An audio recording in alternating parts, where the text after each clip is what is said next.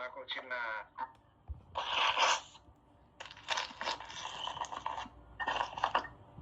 అది సమస్య కాదు కానీ ఒక ఇష్యూ ఏంటంటే రేపు నేను ఒక ప్రసంగం చేసేది ఉంది.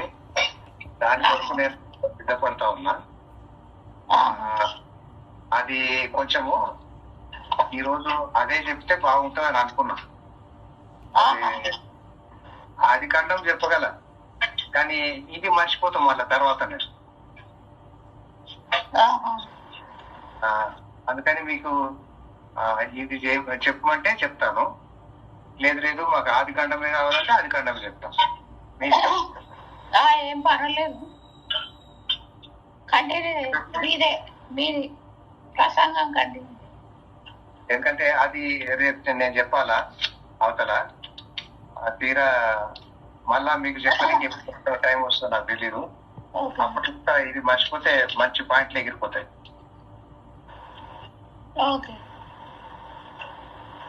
ఓకేనా గున్నా? ఆధారింద వెళ్ళా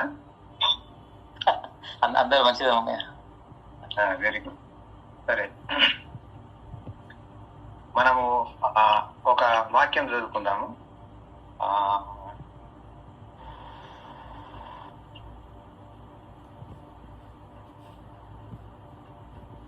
మత్తయి సువార్త 13వ అధ్యాయము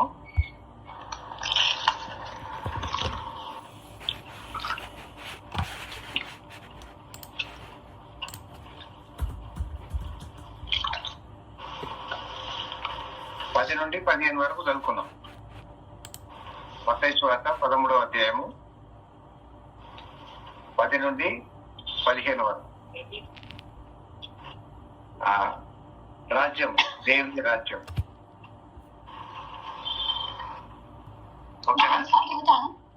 రాజ్యము, దేవుని రాజ్యం. Okay sir. తర్వాత శిష్యులు వచ్చి, నీవు ఉపమాన రీతిగా ఎందుకు వారితో మాట్లాడుతున్నావని ఆయనను అడగగా ఆయన వారితో ఇట్లన్నాడు, పరలోక రాజ్య మర్మములు ఎరుగుట మీకు అనుగ్రహింపబడి ఉన్నది గాని వారికి అనుగ్రహింపబడలేదు. కలిగిన వానికే ఇయ్యబడును, వానికి సమృద్ధిగా కలుగును. లేని వానికి కలిగినది వాని యొద్ద నుండి తీసివేయబడును. మరియు వారు చూసుచుండి చూడరు, వినుచుండి వినకయు గ్రహింపకయు ఉన్నారు. ఇందు నిమిత్తము నేను ఉపమాన రీతిగా వారికి బోధించుచున్నాను. ఈ ప్రజలు కన్నులారా చూచి, చెవులారా విని, హృదయంతో గ్రహించి, మనస్సు త్రిప్పుకొని నా వలన స్వస్థత పొందకుండానట్లు వారి హృదయము క్రొవినది, వారి చెవులు వినుటకు మందములైనవి. వారు తమ కన్నులు మూసుకొని ఉన్నారు కనుక మీరు వినుట మట్టుకు విందురు గాని గ్రహింపరు, చూచుట మట్టుకు చూతురు గాని ఎంత మాత్రమును తెలుసుకొనరు అని యెషయా చెప్పిన ప్రవచనము వీరి విషయమై నెరవేర్చున్నది. ఓకే, ఇక్కడ మనము రాజ్యము, దేవుని రాజ్యము, పరలోక రాజ్యము అనే మాటలు తరచుగా వింటా ఉంటాము. ఇవి క్రైస్తవ్యంలో చాలా వరకు కన్ఫ్యూజ్డ్ స్టేట్ లో ఉంటాయి. ఏది ఏంటి అనేది మంచి అవగాహన మనకు కలిగితే మంచిది అనేది నా అభిప్రాయం. అట్లయితే మరి రాజ్యము అనేది మనము పరిపరి విధాలుగా గమనించినట్టయితే, మొట్టమొదటిగా ఆది కాండం 1వ అధ్యాయంలో ఆదాముతో దేవుడు ఏలుడి అని సెలవిచ్చాడు. గుర్తుందా? ఏలుడి అని సెలవిచ్చాడు లాస్ట్ పారాగ్రాఫ్ కదా.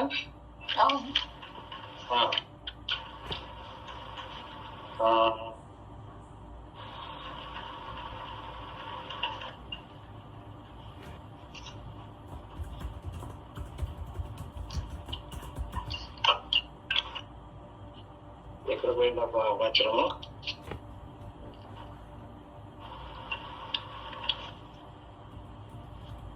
వచనం దొరికింది ఏమన్నా మీకు?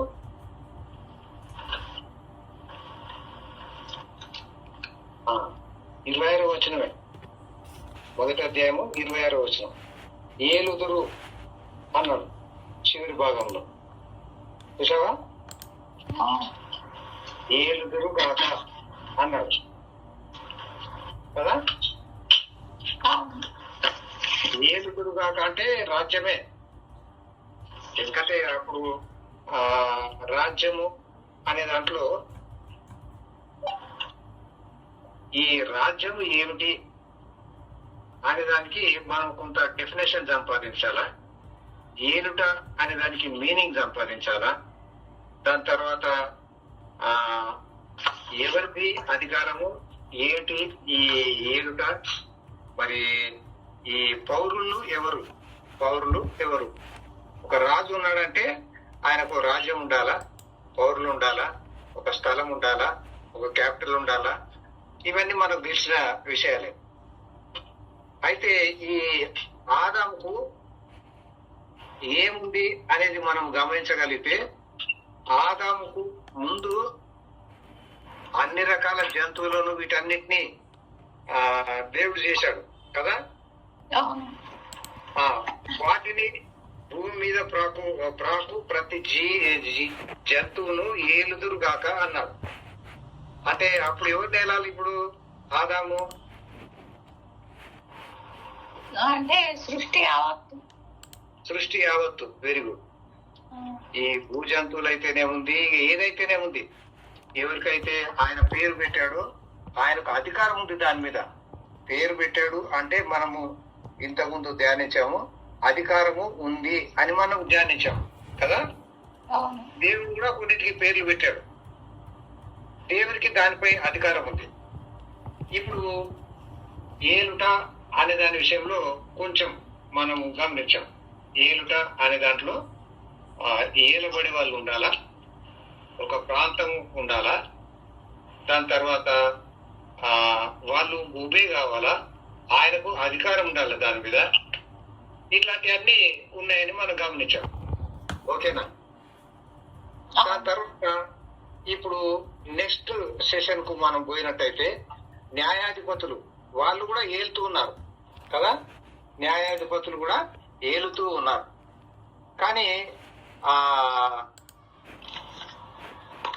ఎవరి మీద అయితే ఏలుతున్నారో అది జనులు మాత్రమే అనే రీతిగా, అది కూడా ఇశ్రాయేలీలు మాత్రమే అనేది మనం గమనిస్తా ఉన్నాం. ప్రపంచం అంతా ఏలే సీన్ పోయింది. ఈ ఆదాముకున్నంత ఎస్టేట్ లేదు ఆయనకు కదా. తర్వాత న్యాయాధిపతులు కాలములో ఆ దినములలో ఇశ్రాయేలుకు రాజు లేడు అని చెప్పుకొచ్చాడు. ఆ దినములలో ఇశ్రాయేలుకు రాజు లేడు అని చెప్పాడు. అంటే ఉద్దేశం ఏంటంటే ఎప్పుడో ఒకసారి ఇస్తాడు అనేది ఉద్దేశం. తర్వాత ఆ ప్రదేశం ఎప్పుడు వచ్చింది? రూతు గ్రంథంలో మరి ఓబేదు, యెషయి, దావీదు అని చివరి పారాగ్రాఫ్ లో చూస్తాం. అంటే దావీదు ఏలబోతున్నాడు, ఆయన రాజు. మొదటి ఆదాము, రెండవది న్యాయాధిపతులు, మూడవది రాజు, దావీదు రాజు అని చూస్తున్నాం.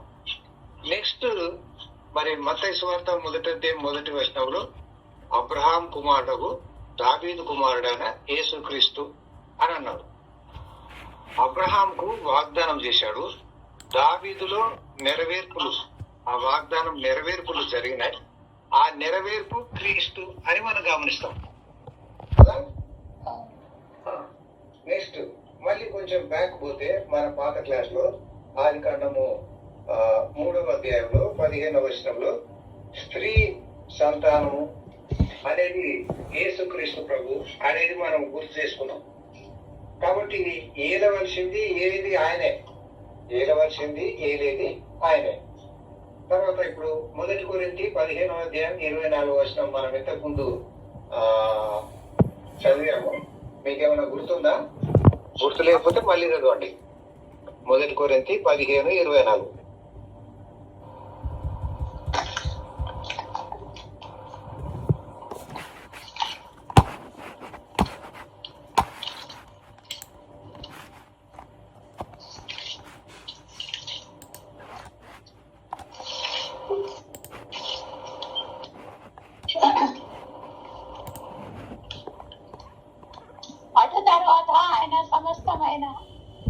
ఆధిపత్యమును సమస్తమైన అధికారమును బలమును కొట్టివేసి తన తండ్రి అయిన దేవునికి రాజ్యము అప్పగించును.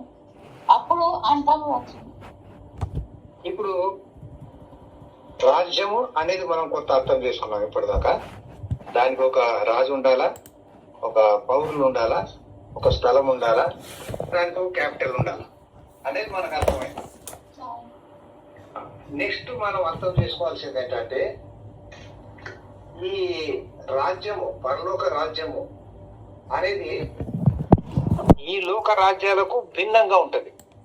ఈ లోక రాజ్యాలకు భిన్నంగా ఉంటది, మొదటి అంశం. రెండవది, ఇది విశ్వవ్యాప్తమైంది. ఇది విశ్వవ్యాప్తమైంది. ఏ రాజు కూడా విశ్వవ్యాప్తంగా రాజరికం చేయలేదు కదా. ప్రపంచం అంతటికి ఒక్క రాజు అనేవాడు ఎక్కడ ఉన్నాడా? లేదు.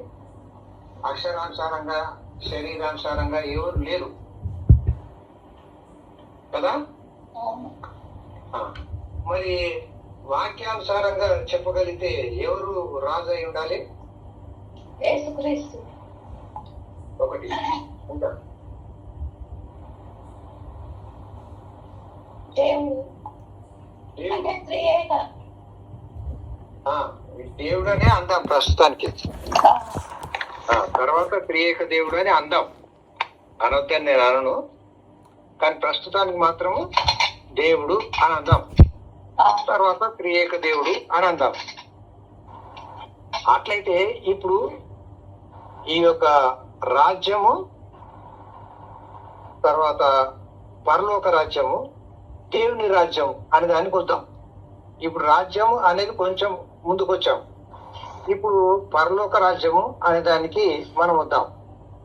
మత్తయి సువార్త 6వ అధ్యాయంలో మరి యేసు ప్రభు పరలోక ప్రార్థన నేర్పించాడు శిష్యులకు కదా. పరలోక ప్రార్థనలో యేసయ్య ఏం నేర్పించాడు? 10వ వచనం నుండి, పరలోకమందున్న మా తండ్రి నీ నామము పరిశుద్ధపరచబడును గాక.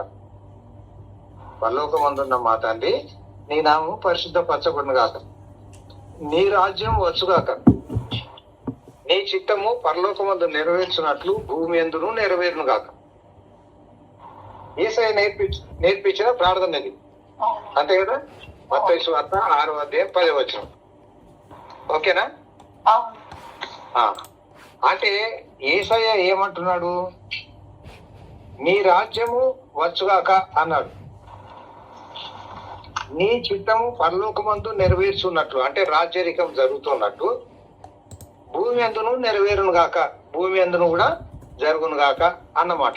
మన భాషలో చెప్పుకోవాలంటే, దేవుని భాషలో, యేసయ్య భాషలో చెప్పుకోవాలంటే మాత్రం నీ నామం పరిశుద్ధపరచును గాక, నీ రాజ్యం వచ్చును గాక, నీ చిత్తం పరలోకమందు నెరవేర్చున్నట్లు భూమి అందును నెరవేరును గాక. అంతే కదా. అంటే దేవుని రాజ్యము అనేది విశ్వవ్యాప్తమైంది. దేవుని రాజ్యము విశ్వవ్యాప్తమైంది, లోకమందంతా విస్తరించి ఉంది. ఆత్మరూపిగా అది నడుస్తా ఉంది. దేవుడు ఆత్మస్వరూపి, దేవుడు ఆత్మస్వరూపి.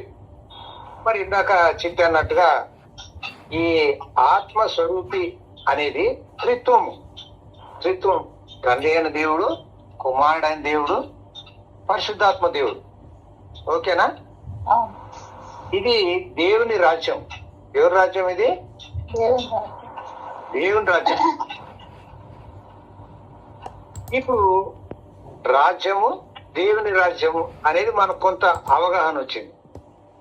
ఇప్పుడు పరలోక రాజ్యము, నీ రాజ్యం వచ్చుగాక, నీ చిత్తం పరలోకముందు నెరవేర్చున్నట్లు భూమి అందును నెరవేరును గాక. అంటే ఇది భూమి మీద నెరవేరాల. ఓకే, భూమి మీద నెరవేరింది. అది యేసయ్య రాజ్యం, క్రీస్తు రాజ్యం, పరలోక రాజ్యం. ఏమంటారు? ఎవరికన్నా ఏమైనా అనుమానం ఉందా? ఓకే, అనుమానం ఉండాల్సిన పనేం లేదు. దాన్ని ఇప్పుడు మనము ఇంకా డీటెయిల్ గా గమనిస్తా ఉందాం. ఇప్పుడు దేవుని రాజ్యంలో దేవదూతలు కూడా ఉన్నారు. దేవుని రాజ్యంలో దేవదూతలు కూడా ఉన్నారు. ఇప్పుడు యేసయ్య సశరీరుడుగా ప్రత్యక్షమయ్యను అని చదువుతాం. 1 తిమోతి 3:16. ఆయన సశరీరుడుగా ప్రత్యక్షమయ్యను అని చెప్పుకొస్తాం. మరి సశరీరుడుగా వచ్చినప్పుడు ఆయన దూతల మీద కంట్రోల్ ఉందా లేదా, దూతల మీద మరి ఆయన అజమాయిషి చెలాయిస్తున్నాడా లేదా అనే దాంట్లో అనుమానం రావాల్సిన పని లేదు. ఎందుకంటే భూలోక సంబంధమైన రాజ్యం అన్నాం కదా. భూమి మీద రాజ్యము అన్నప్పుడు పరలోకంలో నెరవేరుతున్నట్టు భూమి మీద నెరవేరుగాక అనేసినాం కాబట్టి ఇక పరలోకానికి ఆయన కనెక్షన్ లేదు అనేది ఏం లేదు. ఓకేనా? ఎందుకు అనంటే అనేక సందర్భాల్లో మరి యేసయ్య సశరీరుడుగా ఉన్నప్పుడు దేవదూతలు ఆయన పరిచర్య చేశారు కదా.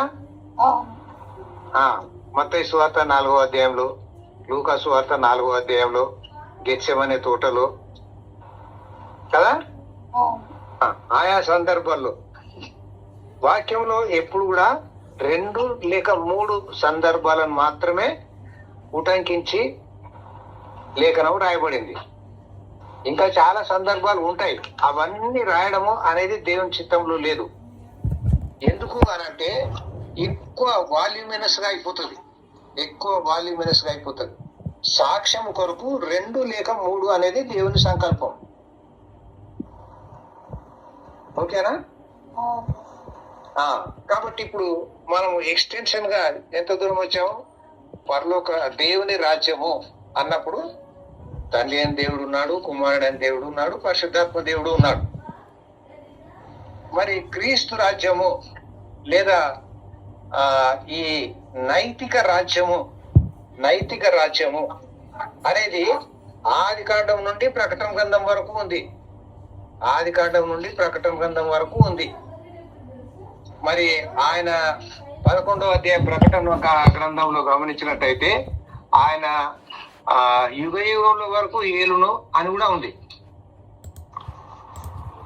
ఈ లోక రాజ్యము మన ప్రభువు రాజ్యమును, ఆయన క్రీస్తు రాజ్యమును ఆయన యుగయుగముల వరకు ఏలును.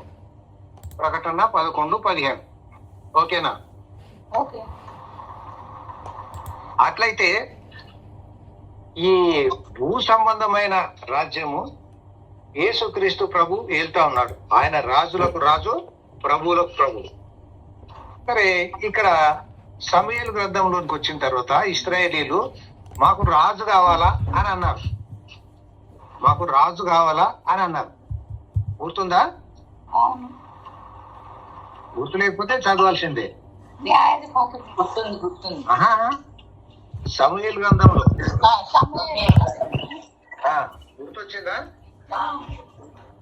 గుర్తొస్తే నేను చదివాను, గుర్తు రాకపోతే చదివిస్తాను. మీరు కావాలంటే అది సమూయేలు గ్రంథంలో అన్నట్టు మనం గమనిస్తాం.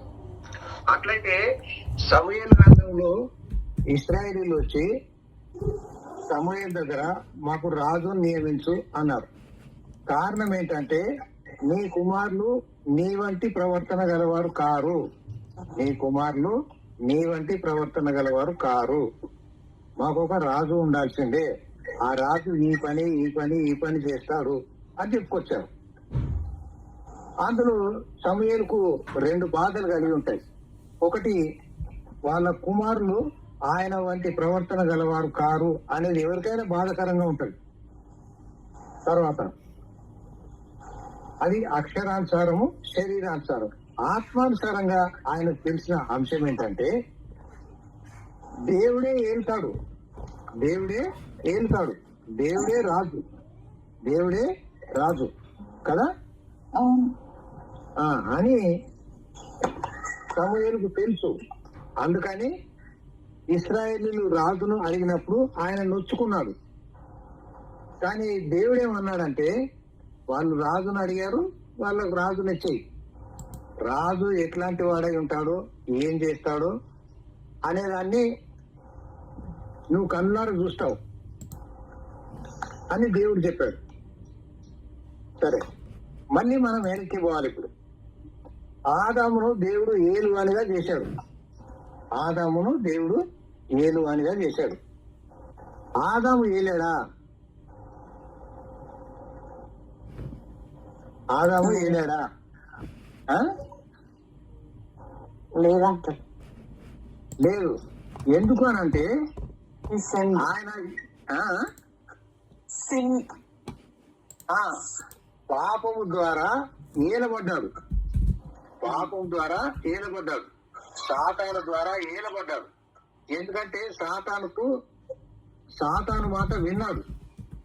సాతాను మాట విన్నా, సాతానుకు సాగిలపడ్డా, పాపం చేసినా, ఇవన్నీ కూడా ఎటు తీసుకుపోతాయంటే సాతానుకు సబ్జెక్ట్, సాతానుకు పౌరుడైపోయావు నువ్వు. సాతాను ఏళ్తా ఉన్నాడు నిన్ను అనే పాయింట్ మనకు క్లారిటీగా ఉండాల. కాబట్టి ఆదాము పాపంలో పడిపోయాడు, ఏలుట అనేది పోగొట్టుకున్నాడు. Paradise last. అంతేకాదు ఎస్టేట్ కూడా పోయింది. అవునా కాదా? ఎస్టేట్ అంటే ఏదేం తోట. ఇంకా అసలు అంతా పోయింది. మొత్తం ప్రపంచాన్ని ఏలే అధికారం దేవుడు ఆయనకి ఇచ్చాడు. కాబట్టి ఈవెన్ జంతుజాలం కూడా ఆయనకు విరోధం అయిపోయినాయి. విన్నావా? అంతకుముందు పెద్ద పులి వచ్చి పేరు పెట్టించుకొని పోయింది, సింహం వచ్చి పేరు పెట్టించుకొని పోయింది, ఏ హాని చేయలేదు కదా. ఇప్పుడు హాని చేసే స్థితికి వచ్చినాయి అవి. ఎందుకంటే మీ పాపిష్టి ముఖం అయిపోయినావు అన్నమాట. అట్లయితే మరి ఈ యొక్క ఆదాము ఏలే స్థితి పోగొట్టుకున్నాడు, సాతాను ఏలుతా ఉన్నాడు. ఇప్పుడు ఈ రాజ్యము, ఈ స్వాస్థ్యం అంతా ఎవరిదైంది? సాతాను రాజ్యం అయిపోయింది. నెక్స్ట్, ఇప్పుడు ఈ సాతాను రాజ్యము పాపం వల్ల వచ్చు జీతము మరణము. రెండవ మరణం. పాపం వలన వచ్చు జీతము మరణము. రెండవ మరణం, నీవు తినదినమున నిశ్చయంగా చచ్చేదవు అని చెప్పాడు కదా. మరి ఆదాము చచ్చిపోయా? అంటే సెపరేషన్ అన్నమాట, సెపరేషన్ ఫ్రమ్ గాడ్. అందుకే మనం చూస్తాము తిను దినమున అన్నాడు. తిను దినమున అంటే దినము అంటే 1000 సంవత్సరాలు కదా. మనం అనుకున్నాం కదా, మొన్న చార్ట్ ఇచ్చినా కదా, లాస్ట్ టైం చార్ట్ ఇచ్చాను కదా, ఆది ఖండంలో ఒక చార్ట్ వేసి ఇచ్చాను కదా. ఆదాము ఎన్నేళ్ళు బతికాడు? 930. 1000 దాటాడా? హైయెస్ట్ ఎవరు? మెతుషెల. ఆయన ఎంత? 969. Very good. అట్లయితే నోహు 950, మెతుషెల 969, ఆదాము 930. ఇవి లెక్కలు. అంటే 1000 సంవత్సరాలు దాటారా? అందుకంటే తినుదినమున నిశ్చయంగా చచ్చేది అంటే 1000 ఏళ్ళు అక్షరానుసారం. ఆత్మానుసారంగా ఆయన సెపరేట్ అయ్యాడు. అంటే ఇంకా దేవునితో సంబంధం పోయింది. దేవునితో సంబంధము పోయింది. ఇప్పుడు సాతాను రాజ్యం అయిపోయింది ఇది. కాబట్టి ఆయనకు విమోచన మాత్రమే అవసరం ఉంది. దేవునికి ఆయనకు సామీప్యత అవసరం ఉంది. ఆ సామీప్యత కావాలంటే దేవుడు ఏం చేశాడు? ఈ కచ్చడాలు కాదురా నాయన, దిగంబరత్వం నువ్వు కప్పుకోనికి ఇంకో పద్ధతి ఉంది అని ఆ చర్మపు చొక్కాయలు, అంటే ఒక జంతువును చంపాడు, చర్మపు చొక్కాయలు చేయించాడు. మరి ఆదాముకు అమ్మకు తొలగించాడు. రక్తము చిందించకుండా పాప క్షమాపణ కలుగదని సామాన్యంగా చెప్పవచ్చును అని పౌలు గారు హెబ్రీ పత్రిక 9వ అధ్యాయం 22 చెప్పాడు. కాబట్టి ఈ కథ మరి ఆదాము అవ్వలు వాళ్ళ కొడుకులకు చెప్పారు. హేబేలు రక్తము చిందించేది ఆ గొర్రె పిల్లని తీసుకొని వచ్చాడు, రక్తమును తీసుకొని వచ్చాడు, అది అంగీకరించబడింది. కయీను తీసుకొని వచ్చిన పొలం పంటలో రక్తం లేదు, అందుకని అది అంగీకరించబడలేదు. ఇది మనం చాలా సార్లు డిస్కస్ చేశాం, గుర్తుందా మీకు? కాబట్టి రక్తం దాని ప్రాణము. ఆ రక్తము అర్పిస్తేనే నీకు ఆయన సన్నిధిలో ప్రవేశం. ఇప్పుడు యాజకుడు చూడు, మొదలు తన కొరకు తాను ఒక పశువును వధిస్తాడు, రక్తం అర్పిస్తాడు. తర్వాత ఆయన ప్రధాన యాజకుడు మాత్రమే సంవత్సరంకు ఒక్కసారి రక్తంను చేత పట్టుకొని అతి పరిశుద్ధ స్థలంలో ప్రవేశించి ఆ యొక్క రక్తాన్ని మరి ఆ మందసం పెట్టె మీద ఉన్న ఆ కరుణాపీఠం మీద చల్లుతాడు కదా. అది దాని మర్మాలు మీకు ఇంతకు ముందు చెప్పాను, మీకు ఏమైనా గుర్తుందా?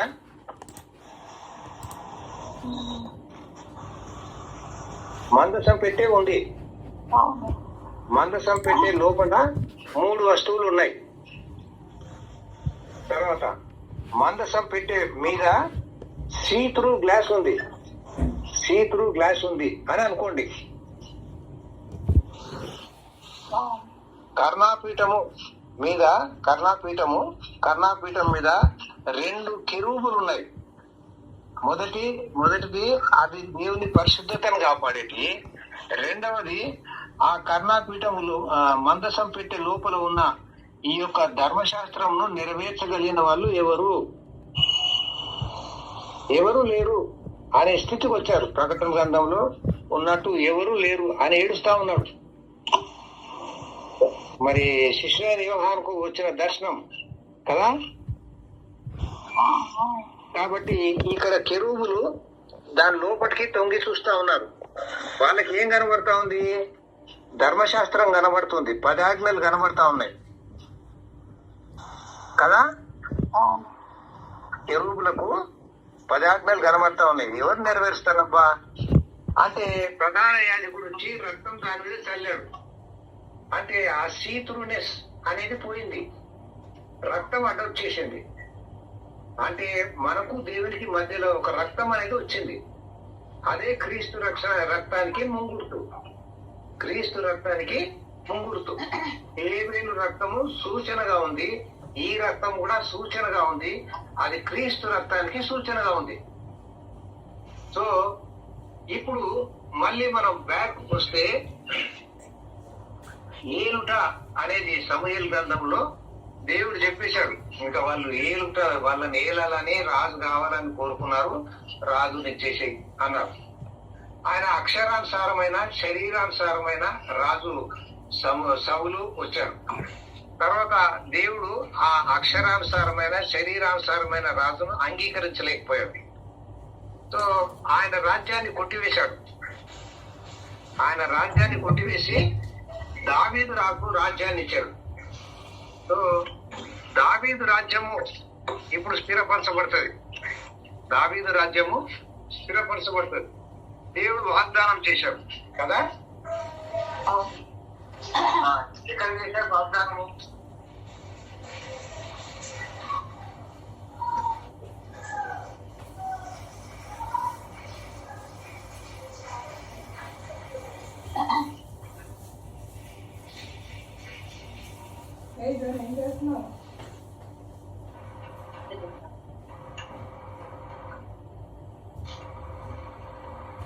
రెండవ సమూయేలు గ్రంథము 7వ అధ్యాయము 20వ వచనం 29వ వచనం. ఓకేనా?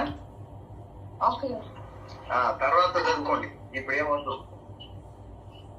అట్లయితే దావీదు రాజ్యము స్థిరపరచబడుతుంది అనేది ఆది కాండము 49వ అధ్యాయం 10వ వచనంలో చూస్తాం. ఆది కాండము 49వ అధ్యాయము 10వ వచనం. షిలోహు వచ్చే వరకు యూదా యుద్ధ నుండి రాజదండము తొలగదు. షిలోహు వచ్చే వరకు యూదా యుద్ధ నుండి రాజదండము తొలగదు. ఓకేనా? ఓకే.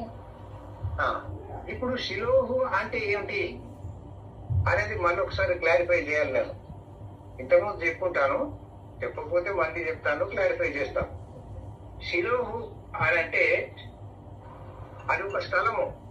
సాధారణంగా కొన్ని ఎట్లా ఉంటాయంటే బైబిల్లో ఒక స్థలం పేరు ఉంటది, తర్వాత ఒక వ్యక్తి పేరు ఉంటది, మూడవది ఒక బిరుదు కూడా అయి ఉండొచ్చు, ఒక బిరుదు కూడా అయి ఉండొచ్చు. ఓకేనా? ఓకే. ఇప్పుడు అబ్రహాము ఊరు నుండి బయలుదేరాడు. ఎక్కడికి వచ్చాడు? మధ్యస్థంగా ఒక చోట క్యాంపింగ్ చేశాడు.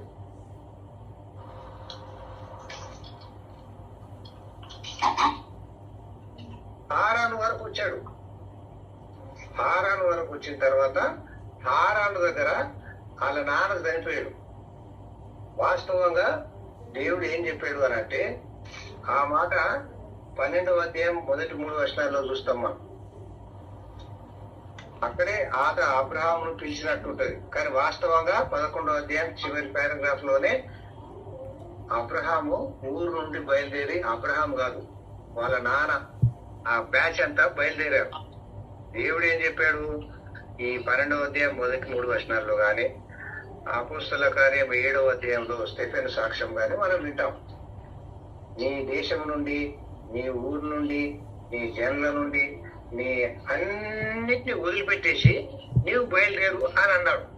కానీ అబ్రహాం ఏం చేశాడంటే, అబ్రహాం కాదు వాళ్ళ నాన్న, దేవుడు ఎట్లాగో నా కొడుకు చెప్పాడు, ఇక మనం బ్యాచ్ వెళ్ళిపోదామని చెప్పేసి వాళ్ళు మొత్తాన్ని చదువుకొని వచ్చేసారు.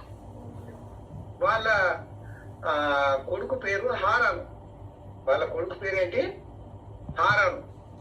ఆ హారానే ఈ హారాను స్థలము నాంది. హారాను అనే పేరుతోని, తన కొడుకు పేరుతోని ఆ ప్లేస్ ను హారాను అని పిలిచాడు. అక్కడికే మరి పెద్ద దాసుడు వెళ్ళాడు రిబ్కా కొరకు. అక్కడికే మిగతా వాళ్ళందరూ వెళ్ళారు. యాకోబు వెళ్ళాడు చుట్టరికానికి, దానికి లాభాలు అంతా అక్కడే ఉన్నారు. అది ఒక స్థలము, ఒక వ్యక్తి పేరు. ఒక స్థలము, ఒక వ్యక్తి పేరు. కాబట్టి హారాను అనేది ఒక స్థలము, ఒక వ్యక్తి పేరు. అట్లాగే షిలోహు అనేది ఒక స్థలము. ఈ సమూయేలు గ్రంథంలో మనం చూస్తాం, ఈ యొక్క ఎల్కానా తన భార్యను తీసుకొని షిలోహులో ఉన్న మందిరం దగ్గరికి వెళ్ళాడు. ఏలి అక్కడ యాజకత్వం చేస్తా ఉన్నారు కదా. అదే షిలోహు, అది ఒక స్థలము. దాన్ని ఒక పేరుగా, ఒక బిరుదుగా దేవుడు వాడాడు. ఒక పేరుగా, ఒక బిరుదుగా వాడాడు. అది ఒరిజినల్ గా ఒక స్థలం. మరి అది కూడా అంతకుముందు ఒక వ్యక్తి పేరు అయి ఉండొచ్చు, మనకు బైబిల్లో ఇవ్వబడలేదు కాబట్టి ఒక స్థలమే అనుకుందాం. మరి ఈ షిలోహు అనేది ఒక స్థలము. అక్కడ దేవుని మందిరము ఉంది. అక్కడ ఏమి యాజకత్వం చేస్తా ఉన్నాడు. అక్కడికి సమూయేలు తల్లి అయినా, ఎవరు సమూయేలు తల్లి? అన్న అక్కడ పోయి ఏడ్చి ప్రార్థన చేసి వాగ్దానం పొందుకున్నది కదా. అక్కడనే సమూయేలు చిన్న బాలుడుగా యాజకత్వం చేస్తా ఉన్నాడు కదా. యాజకుడికి సహాయం చేస్తా ఉన్నాడు కదా. సమూయేలు ఏ గోత్రం?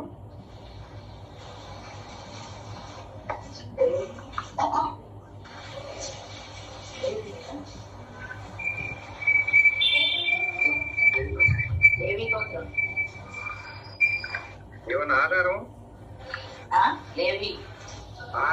ఆధారము ఎక్కడుంది?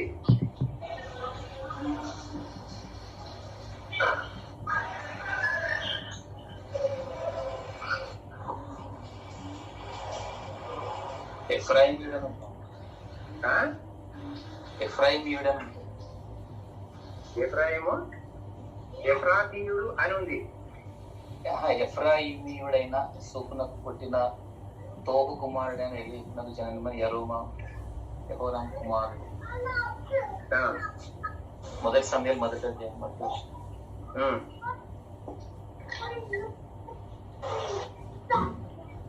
అంటే ఏమంటావు ఇప్పుడు? అంటే ఇక యోసేపు సంతతి, ఆ? ఎఫ్రాయిం అంటే యోసేపు సంతతి వాళ్ళు. ఇంకా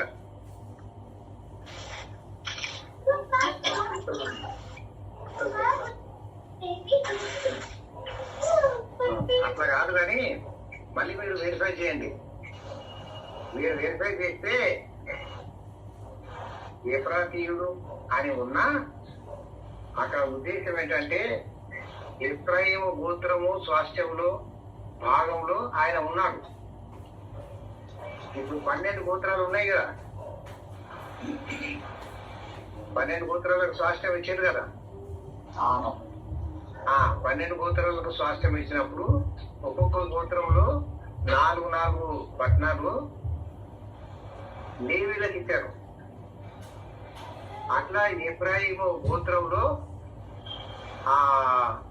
4 పట్టణాలు ఉన్నాయి కదా, ఆ 4 పట్టణాల్లో ఒకానొక పట్టణంలో ఈయన ఉన్నాడు. అందుకని ఎఫ్రాయిమీయుడు అని అన్నారే తప్ప ఆయన లేవి గోత్రం వాడే. ఏ గోత్రము? అందుకని ఆయన లేవి గోత్రం కాదు, యాజకత్వానికి అర్హుడు కాదు అని అనుకోకూడదు. ఓకేనా? ఇప్పుడు ఏ గోత్రము సమూహేదు కన్ఫర్మ్డ్. మళ్ళీ మీరు వెరిఫై చేసుకోవచ్చు, కానీ మీరు కన్ఫర్మ్ చేసుకోవాలా? నాకు వీలైతే నాకు కూడా కన్ఫర్మ్ చేస్తే మంచిదే. నేను చెప్పగలను కానీ మీరు కొంచెం కష్టపడాలనేది నా భావం. తర్వాత శిలువు అనే దానికి ఇప్పుడు మనకు అర్థమైంది కదా, శిలువు వస్తు వరకు రాజదండం తొలగదు. చదివేశాం కదా ఇందాక నేను. శిలువు వస్తు వరకు యూదా యుద్ధ నుండి రాజదండము తొలగదు. ఆదికాండము 49:10. ఓకేనా? కాబట్టి యేసయ్య యూదా గోత్రపు సింహము, యేసయ్య యూదా గోత్రపు సింహము అంటే రాజు. ఓకేనా? ఇప్పుడు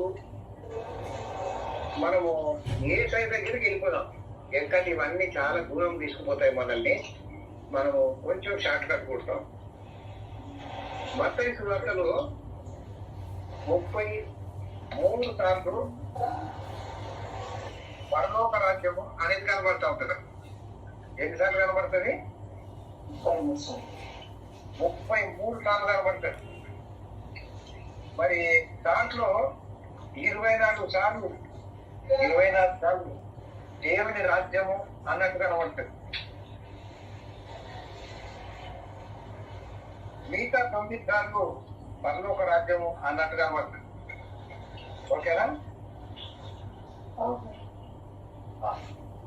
అట్లయితే ఈ యొక్క రాజ్యము పరలోక రాజ్యం. పరలోక రాజ్యము అని అంటే మనం ఏమనుకున్నాం ఇప్పుడు? ఏంటి అంటారు?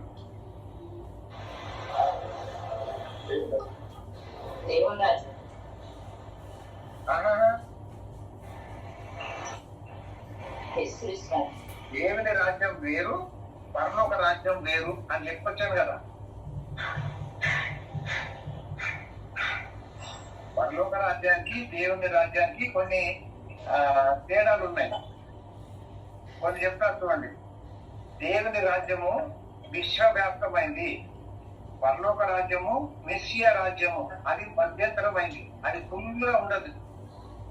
ఏ టు జడ్ ఉండదు. అది ఏ టు జడ్ ఉండదు. దేవుని రాజ్యం మాత్రము మొత్తం ఎన్ సర్కిల్ చేసేస్తుంది. For ever and ever. ఓకేనా? ఇప్పుడు 1 కొరింథీ 15:24 చదవండి.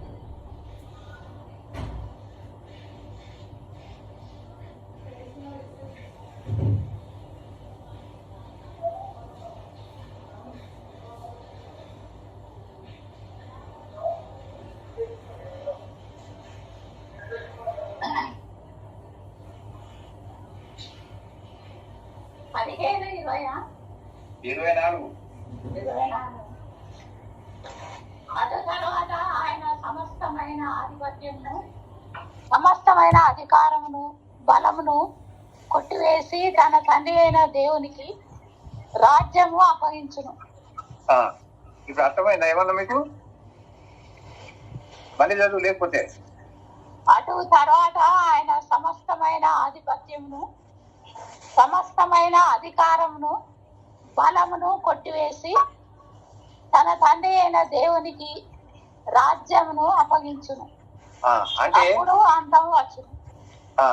అంటే ఏంటన్నమాట? దేవుని రాజ్యంలో పరలోక రాజ్యం ఒక భాగమే. పరలోక రాజ్యంలో దేవుని రాజ్యం ఒక భాగం కాదు. దేవుని రాజ్యంలో పరలోక రాజ్యము ఒక భాగము. అవునా? పరలోక రాజ్యం అనేది యేసు ప్రభు చేతిలో ఉంది. యేసు ప్రభు చేతిలో ఉంది. యేసు ప్రభు మరి శరీరానుసారంగా ఉన్నప్పుడు ఉంది, ఆత్మస్వరూపిగా ఉన్నప్పుడు కూడా ఉంది. ఆత్మస్వరూపిగా ఉన్నప్పుడు కూడా ఉంది. అందుకే మనము సామెతల గ్రంథము 8వ అధ్యాయం 9వ అధ్యాయం జ్ఞానం యొక్క మాటలు, జ్ఞానం యొక్క పనులు అనేటి వాటిని గమనిస్తాం. దేవదూతలు సృజించబడ్డారు అని చూస్తాం.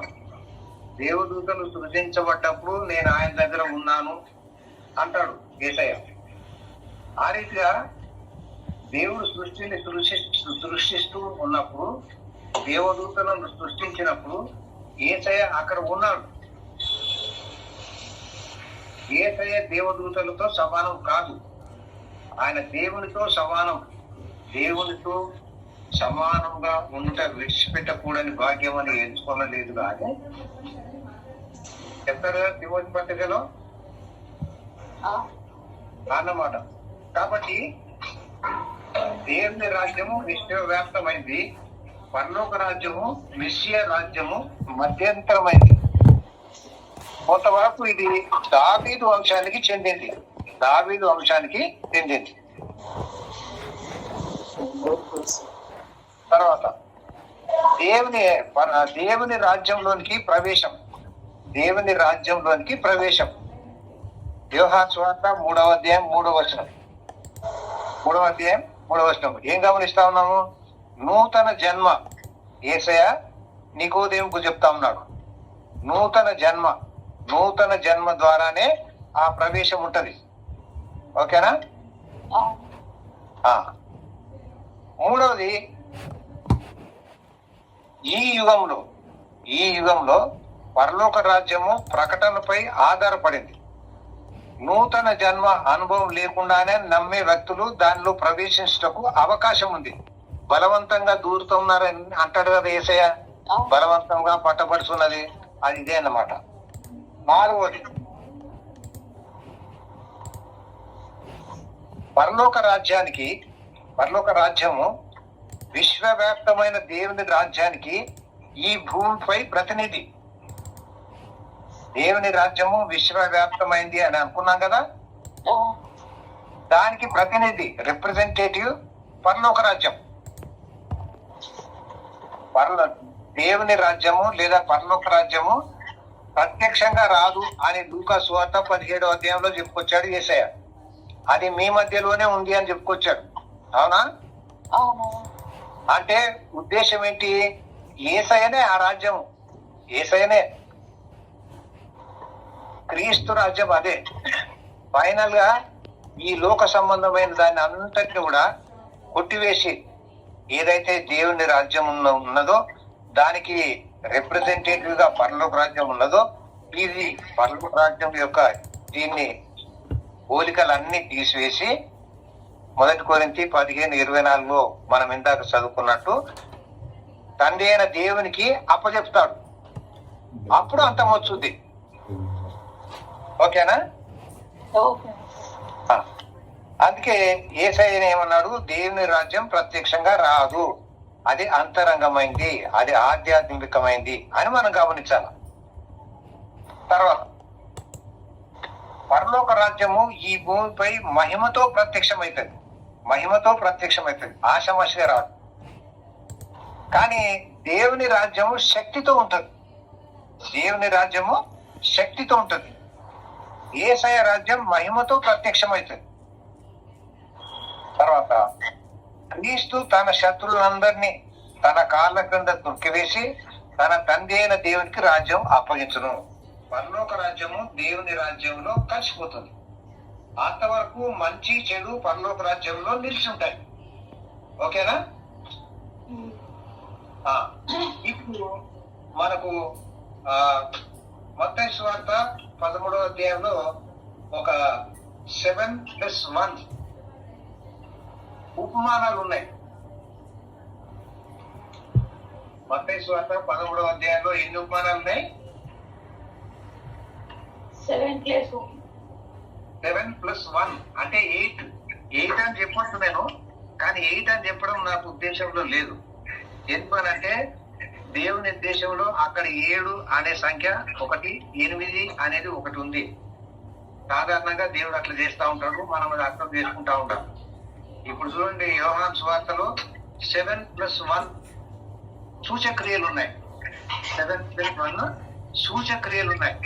7+1 ఎందుకంటున్నా అంటే పునరుత్థానానికి ముందు 7 సూచక్రియలు, పునరుత్థానం తర్వాత 1. అందుకే 8వ సంఖ్య పునరుత్థాన సంఖ్య అని నేను చెప్తా ఉంటాను కదా, గుర్తుందా?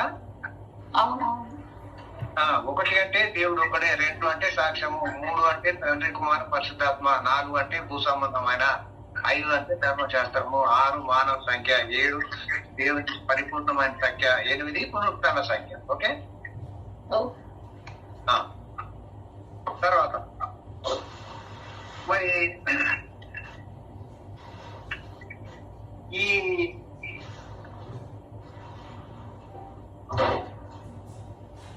మత్తయి సువార్తలో 33 సార్లు ఈ యొక్క దేవుని రాజ్యము పరలోక రాజ్యము అని చెప్పబడినట్టు ఉంది అని ఇందాక చెప్పొచ్చాను కదా.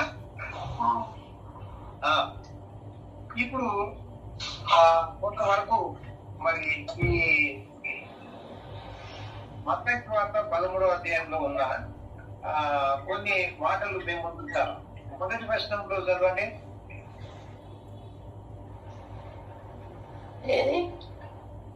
మత్తయి 13:1.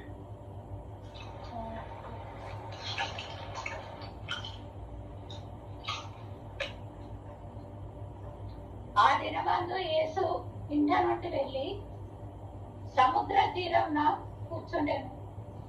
Very good. ఎక్కడి నుండి వెళ్ళాడట? ఇంట నుండి. ఈ దేవుని రాజ్యము లేదా పరలోక రాజ్యము అనేది, పరలోక రాజ్యం పైన దేవుని రాజ్యం ఉంది అంతే కదా.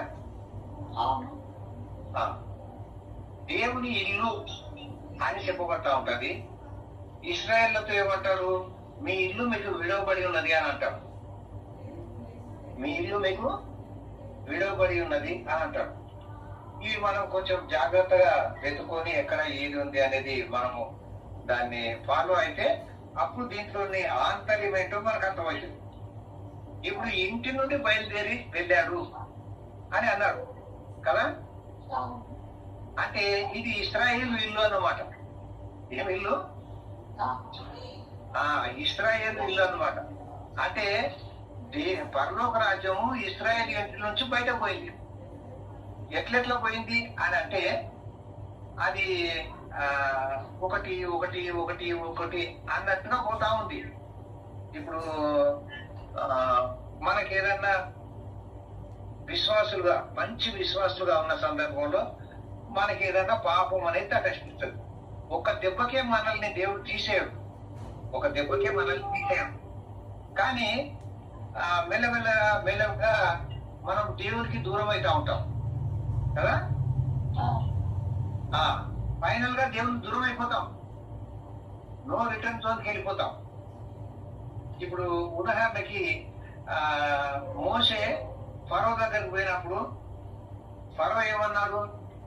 అసలు యెహోవా ఎవడు, నేనేంటి, నేనెందుకు ఆయనకు లోబడాలా అన్నాడు. చివరికి మరి మోషే ఫరో దగ్గర తీసుకొని వెళ్ళిపోయేటప్పుడు పవర్ఫుల్ గా వెళ్ళిపోయాడా, ఏదో అట్లా వెళ్ళిపోయాడా? పవర్ఫుల్ గానే చాలా పవర్ఫుల్ గా పోయాడు. అసలు ఊరుకోబెట్ట అన్నట్ట లెవెల్లో పోయాడు. అప్పటిదాకా ఫరో నేను అనుకున్నాను, కానీ చివరికి వచ్చేది ఒకట, ఇంకా తలకాల్సి వచ్చింది. మళ్ళీ దుర్బుద్ధి పుట్టింది. కానీ ఆ దుర్బుద్ధి పుట్టించింది దేవుడే. అన్య జనులలో నేను మహోన్నతుడని అగుదును. ఆ స్టేట్మెంట్ కొరకు మరి ఇస్రాయల్ అందరూ ఒడ్డు దాటి అవతలికి పోయిన తర్వాత చెప్తాడు, ఇక నువ్వు ఇక్కడ ఉండు, నువ్వు సేఫ్, ఇస్రాయల్ సేఫ్. కానీ అన్ని జనులలో నేను మహోన్నతుని కావాలిగా, వాళ్ళందరిని పట్టుకొస్తా ఇప్పుడు అని పోతాడు. ఫరో సేవకులకు ఆ దుర్బుద్ధి కలగజేస్తారు. వాళ్ళందరూ 600 శ్రేష్టమైన రథాలు పట్టుకొని వస్తారు. అవన్నీ కూడా ఆ ఎర్ర సముద్రంలో మునిగిపోయినాయా లేవా? ఇప్పుడు మరి దేవుడు ఆయన అన్ని జనుల్లో మహోన్నతుడు అయ్యాడా లేదా? అది ఆయనకి ఎప్పటికీ ఆశ ఉంటుంది. తన ప్రజలు తన హక్కును చేసుకుంటాడు, అన్ని జనులను మాత్రం ముంచేస్తాడు. అట్లాగే ఎస్తేరు గ్రంథంలో కూడా చూస్తాం మనం కదా. మరి అట్లాంటివన్నీ మనము జాగ్రత్తగా గమనిస్తా ఉంటాం. సరే, ఇక్కడ 13వ అధ్యాయంలో ఇంటి నుండి బయలు వెళ్ళి, అంటే ఇశ్రాయేలు ఇంటి నుండి బయలు వెళ్ళి అనేది గుర్తుపెట్టుకుందాం. ఓకేనా? మధ్యలో ఉపమానాలు కొన్ని అయిన తర్వాత, సముద్ర తీరంలో బోధించడం అయిపోయిన తర్వాత మళ్ళా ఇంటిలోనికి వస్తాడు కదా. ఇది మళ్ళా ఇశ్రాయేలు ఇల్లు. ఇది అంటే వాళ్ళను పూర్తిగా ఆయన తొలగించుకోవాలని అనుకోలేదు. కొడుకును తండ్రి అంటాడు, నువ్వు నా కొడుకువే కాదంటాడు. కొడుకు కూడా నువ్వు నా తండ్రివే కాదంటాడు. అయిపోతుంది. అంత మాత్రం కొడుకు కాకుండా పోతాడా, తండ్రి కాకుండా పోతాడా? మళ్ళీ నడుచుకుంటారు కదా. దేవుని ప్రేమ అన్నమాట. సరే, ఇప్పుడు ఈ 7 భాగాలు, 7 ఉపమానాలు ఉన్నాయి కదా.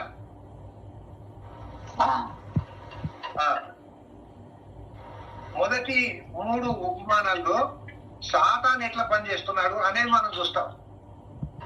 తర్వాత 4లో దేవుడు ఎట్లా పనిచేస్తున్నాడు అనేది చూస్తాం. ఓకేనా? ఓకే. మొదటి 3లో ఏమేమి ఉన్నాయి?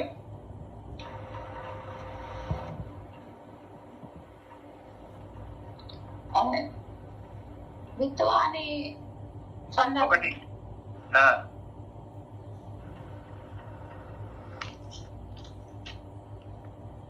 సరే, నేను చెప్తా. విత్తువాని ఉపమానం మొదటిది. రెండవది గోధుమలు, గురుగులు. మూడవది పులిపిండి.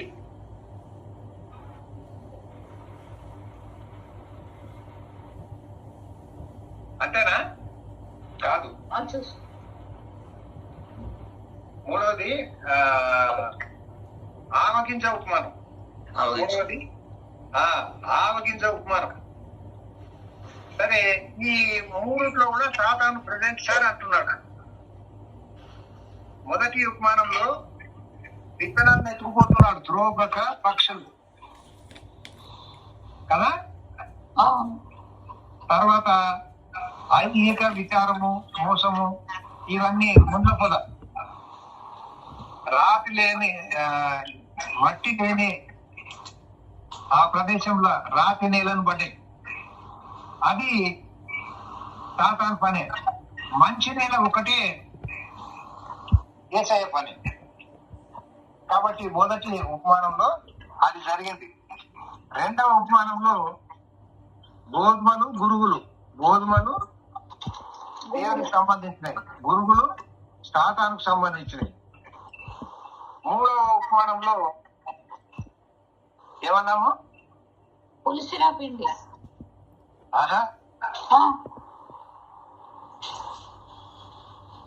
ఆవగింజ ఆవగింజ. ఆవగింజ.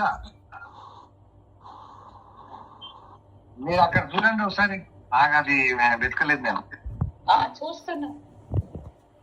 మత్తయి సువార్త 11వ అధ్యాయం 31వ వచనం.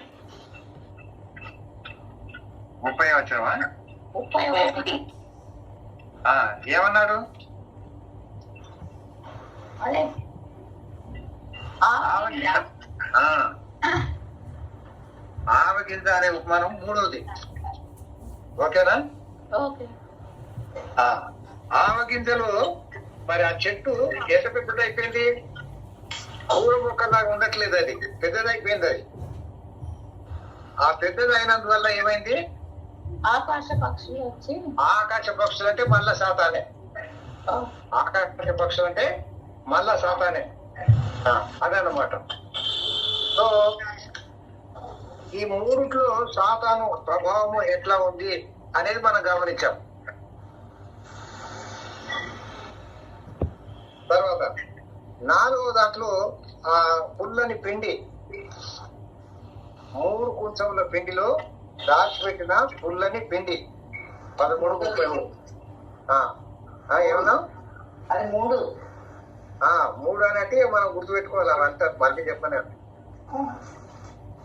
ఆయా సందర్భాల్లో ఈ సిద్ధాంతాలు రాద్ధాంతాలు చేస్తూ ఉంటారు మత పెద్దలు కదా. అదే మరి పుల్లని పిండి అన్నమాట. సాతాను ప్రమేయం డైరెక్ట్ గా లేదు, ఓకేనా? ఇండైరెక్ట్ గా ఉంది. ఈ దుష్ట చతుష్టయం ఉన్నారు చూసారా? ఎవరెవరు? పరిసయ్యులు, శాస్త్రులు, సద్దుకయ్యులు, మత పెద్దలు. దుష్ట చతుష్టయం ఉన్నారు కదా. వీళ్ళు ఎప్పుడు ఏసయ్య వెంబడి పోతా ఉంటారు. ఆయన ఎక్కడ పోతే అక్కడ పోతా ఉంటారు. ఏదన్నా తప్పు పట్టుకుందాం అనేది తప్ప వాళ్ళు ఫాలోవర్స్ కాదు. వాళ్ళంతా సాతాను సంబంధులు. వాళ్ళంతా ఎవరు? సాతాను సంబంధులు. అందుకని దేవుని రాజ్యానికి ఎప్పుడు ఇటువంటి విఘాతం కల్పిస్తూ ఉంటారు. మరి పనిని చెడగొడతా ఉంటారు, ప్రశ్నిస్తూ ఉంటారు, అనుమానపు విత్తనాలు విత్తుతా ఉంటారు. మరి దేవుని దగ్గరికి రాకుండా అడ్డుకుంటూ ఉంటారు. వినటం మాత్రం వింటారు కానీ వాళ్ళకి అర్థం కాదు. ఇందాక మనం చదువుకున్నాం కదా, మత్తయి సువార్త 13వ అధ్యాయం 15వ వచనం యెషయాను గురించిన అది చెప్పాం కదా, అదనమాట. నెక్స్ట్ ఎన్ని ఉపమానాల్లో ఇంకా 3 అయిపోయినాయి. 4 అయిపోయినాయి. 3 అయిపోయింది. 3 సాతాను ప్రమేయం డైరెక్ట్ గా, 4వదేమో ఇది ఏది పుల్లని పిండి, పులిసిన పిండి. ఓకేనా? తర్వాత పొలములో దాచబడిన ధనము. పొలములో దాచబడిన ధనము. ఈ పొలములో దాచబడిన ధనము అనేది మరి ధనము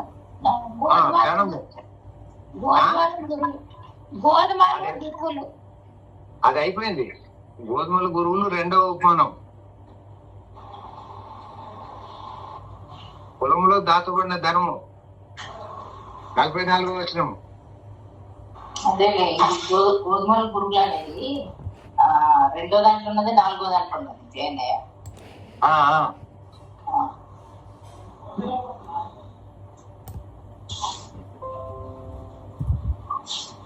అది వివరణ. అది వివరణ. ఓకే. అది వివరణ. ఇప్పుడు మొదటి 3 అక్కడ సముద్రం దగ్గర చెప్పాడు. తర్వాత ఇంట్లోకి వచ్చాడు కదా. ఇంట్లోకి వచ్చిన తర్వాత వివరణ ఇచ్చాడు. అంతే కదా. ఆ వివరణ ఇవ్వడంలో విట్టువాని ఉపమానాన్ని, గోధుమల పురుగుల యొక్క దాన్ని వివరించాడు. అదనమాట. మరి దాచబడిన ధనము అనేది ఉంది కదా. దాచబడిన ధనం అంటే ఏంటి? అంటే విశ్వాసులు. విశ్వాసులు కాదు, యూదులలోనే యూదులలోనే మంచి వాళ్ళు. 5వ ఉపమానములో అమూల్యమైన ఒక ముత్యం అన్నాడు కదా, అది సంఘం. అది సంఘం. ఓకేనా? 47వ వచ్చిన తర్వాత 47వ వచనంకు వచ్చిన తర్వాత 50 వరకు అది చేపల వల. ఈ చేపల వలలో మరి మంచి చేపలు ఉన్నాయి, చెడ్డ చేపలు ఉన్నాయి. మంచి చేపలు ఉన్నాయి, చెడ్డ చేపలు ఉన్నాయి. ఇక్కడ ఈ గోధుమల గురువులు మంచి చేపలు, చెడ్డ చేపలు. ఇక్కడ మీరు గమనించండి, 49వ వచనంలో ఏమంటున్నాడు?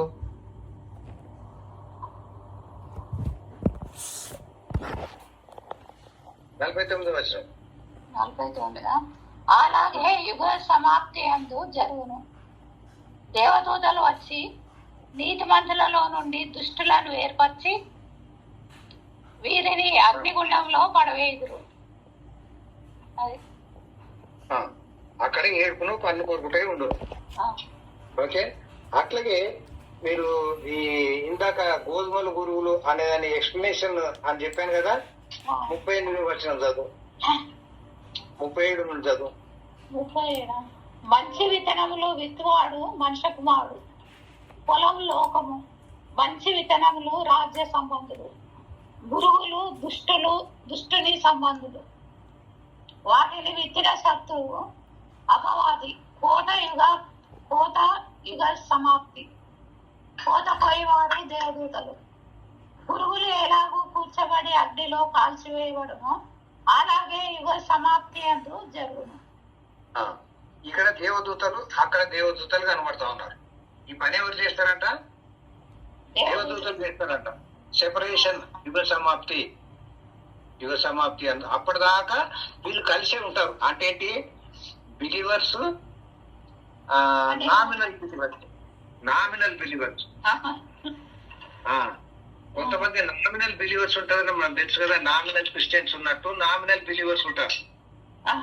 ఇప్పుడు దేవుని రాజ్యం బలవంతంగా పట్టబడుతున్నది అని చెప్పారు కదా. దేవుని రాజ్యము బలవంతంగా పట్టబడతా ఉన్నారు. దేవుని రాజ్యం బలవంతంగా పట్టబడుతుందంటే వీళ్ళే అన్నమాట. వీళ్ళు దూరుతా ఉన్నారు. సరేనా? ఇప్పుడు బహుశా టైం అయిపోయింది కాబట్టి నేను ఇంకా ముగించాలా. అసలు 2 మాటలు చెప్పి నేను ముగిస్తా. మొట్టమొదటి ఏంటంటే, బాప్తిసం ఇచ్చు యోహాను మారు మనసు పాపక్షమాపణ అనేది చెప్పుకొచ్చాడు. మారు మనసు ఉంటే పాపక్షమాపణ, మారు మనసు లేకపోతే పాపక్షమాపణ లేదు. ఓకేనా? యేసయ్య యోహాను సువార్త 3వ అధ్యాయంలో నూతన జన్మ అన్నాడు. నూతన జన్మ లేకుండా పరిశుద్ధాత్మ దేవుడు రాడు. తలచకరు ఆత్మగా మనలోకి రాడు. వినటం వలన విశ్వాసం కలుగును. రోమా 10:17. ఓకే, కాబట్టి మారు మనసు పాపక్షమాపణ. తర్వాత నూతన జన్మ, విశ్వాసము, నూతన జన్మ, సంచకరు ఆత్మ. Okay, next mark 16:16. మార్కు 16:16. నమ్మి బాప్తిసం పొందినవాడు రక్షించబడు, నమ్మని వారికి శిక్ష విధించబడు. ఇవన్నీ చాలా తీవ్రంగా ఉంటాయి, ఆషామాషిగా ఉండవు. ఇవన్నీ దేవదూతలు చేస్తూ ఉంటారు కాబట్టి తీర్పులు. కానీ ఇందాక చూసినాం కదా, 37వ వచనము 49వ వచనంలో చూసాం కదా, సాతాను దేవదూతలు చేస్తా ఉన్నారు ఈ పని. మరి పొరపాటున జరగాలని దేవదూత ఎదుట చెప్పకము అంటాడు కదా. ఉన్నాయి ఎక్కడన్నా బైబిల్లో? పొరపాటున జరిగానని దేవదూత ఎదుట చెప్పకము అని అన్నాడు. అయితే మీరు వెతకండి, మీకు టైం ఉంది వచ్చే వారం వరకు వెతకండి. పొరపాటున జరిగినని దేవదూత ఎదుట చెప్పకము. ఆయన ఎస్ సార్ నువ్వు వినడు, ఆయనకు చెప్పబడింది ఆయన చేస్తాడు అంతే. నీ మాట నా మాట విననీకి రాలేదు దేవదూత, దేవుని మాట విననీకి వచ్చాడు, అదనమాట. తర్వాత నెక్స్ట్ ఇప్పుడు ఇంకొక చిన్న మాట మత్తయి సువార్త 28వ అధ్యాయం.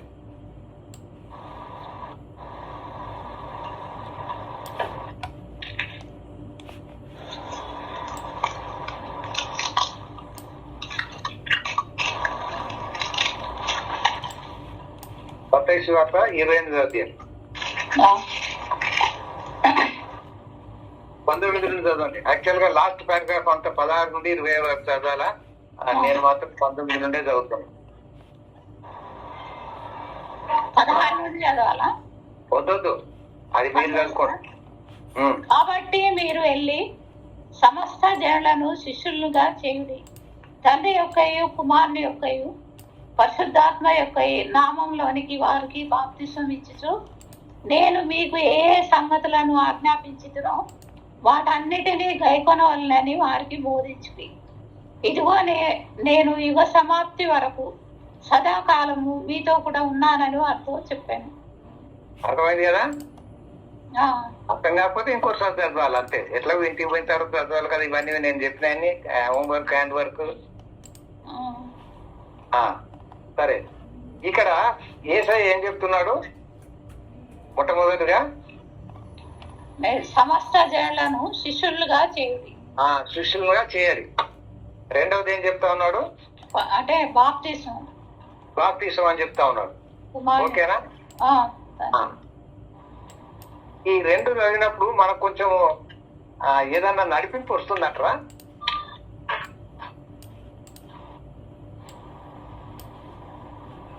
ఏం రాకపోవచ్చులే, ఏం పర్లేదు, నథింగ్ రాంగ్. నేను చెప్తాను వినండి. మత్తయి సువార్త 16వ అధ్యాయంలో యేసయ్య మరి పేతురుతో ఒక మాట చెప్తా ఉన్నాడు. మత్తయి సువార్త 16వ అధ్యాయంలో ఏం చెప్పాడు యేసయ్య? అంటే అదే నన్ను గూర్చి ప్రజలు ఏమనుకుంటున్నారు? ఒకటి మూడు పారాగ్రాఫ్లు ఉన్నాయి ఇక్కడ.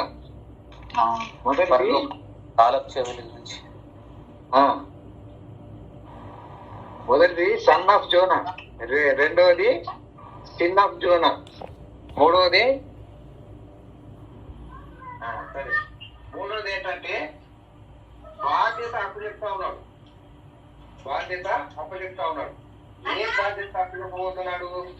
18 నుండి చదవండి. ఏం బాధ్యత? సంఘాన్ని అప్పచెప్తున్నాడు. మంచి చదువు, గట్టి చదువు.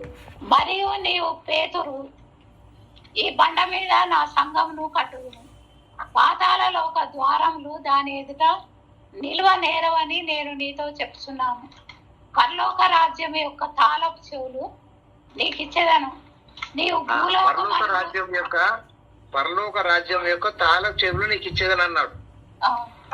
నీవు భూలోకమందు దేన్ని బంధించుదో అది పరలోకమందును బంధింపబడును, భూలోకమందు దేనిని విప్పుదో అది పరలోకమందును విప్పబడును. దానికి మనం ఇట్లా ఆలోచిద్దాం. అపోస్తల కార్యం 2వ అధ్యాయంలో పేతురు మొదటి ప్రసంగం చేశాడు కదా? అప్పుడు ఎంతమంది రక్షించబడ్డారు? 3000 మంది. 3000 మంది రక్షించబడ్డారు. మరి ఈ 3000 మంది ఎవరంటే సీనాయి కుంట దగ్గర చనిపోయిన వాళ్ళ ప్రతినిధులు. రెండవ ప్రసంగంలో 5000 మంది రక్షించబడ్డారు. అదేవాళ్ళు అంటే 5000 ఆహారం తినిపోయినారు అనమాట. సరేనా? సరే, ఇప్పుడు మనం గమనించాల్సింది ఏంటంటే ఏం చెప్పాను ఇందాక నేను? పరలోకం తాళపు చెవులు దేవుడు ఇస్తున్నానని చెప్పాడు కదా. అవును. మనం ఇట్లా అనుకుందాం, అక్కడ గ్యారెంటీగా ఎక్కడ బైబిల్లో లేదు, కానీ ఇట్లా అనుకుందాం. తాళపు చెవులు దేవుడు పేతురుకి ఇచ్చాడు, ఆయన ప్రసంగం చేశాడు. ఇప్పుడు 3,000 మంది చేర్చబడిరి అన్నాడు. చేర్చబడిరి అన్నాడు. ఎక్కడ చేర్చబడ్డారు? పరలోకరాజు. ఆ, ప్రత్యక్షంగా కనబడింది. 120 మంది విశ్వాసులు ఉన్నారు. మేడగదిలో అపోస్తల కార్యం 1వ అధ్యాయంలో 120 మంది ఉన్నారు. ఓకేనా? అవును. దానికి వీళ్ళు చేర్చబడ్డారు. 3,000కు 120 చేస్తే మంచిగా ఉంటుందా? 120కి 3,000 మంది చేస్తే బాగుంటుందా? 120 మందికి 3,000 చేయడం మంచిది. సరే, దేవుడు అదే చెప్పాడు, పేతురు కూడా అదే చేశాడు. అదే తాళపు చెవులు వాడడము. తాళపు చెవులు వాడడము. మొదటి తాళపు చెవి శిష్యులుగా చేయడము, రెండవ తాళపు చెవి బాప్తీసం ఇవ్వడము అని అనుకుందాం. ఎక్కడేం రాయలేదు, దాన్ని అథారిటేటివ్గా మనం తీసుకోవాల్సిన పని లేదు. కానీ అట్లా ఊహిస్తే భలేగా ఉంటుందని నా ఉద్దేశం. ఓకేనా? ఓకే. సరే, మన టైం చాలా ఎక్కువైపోయింది. ఇక ఇంతటితో క్లోజ్. నెక్స్ట్ దేవుని చిత్తం ఏది ఉంటే అది. ఇక్కడ సబ్జెక్ట్ ఇది కూడా అయిపోలేదు, మన పాత సబ్జెక్ట్ కూడా అయిపోలేదు. మొత్తానికి ఇది రికార్డ్ చేసి మరి మీరు కూడా ఒకసారి 2 సార్లు విని మరి వాట్ నెక్స్ట్ అనే దానికి సిద్ధపడండి. ఓకేనా? ఓకే. ప్రార్థన చేద్దామా? చేద్దాం. అంతే.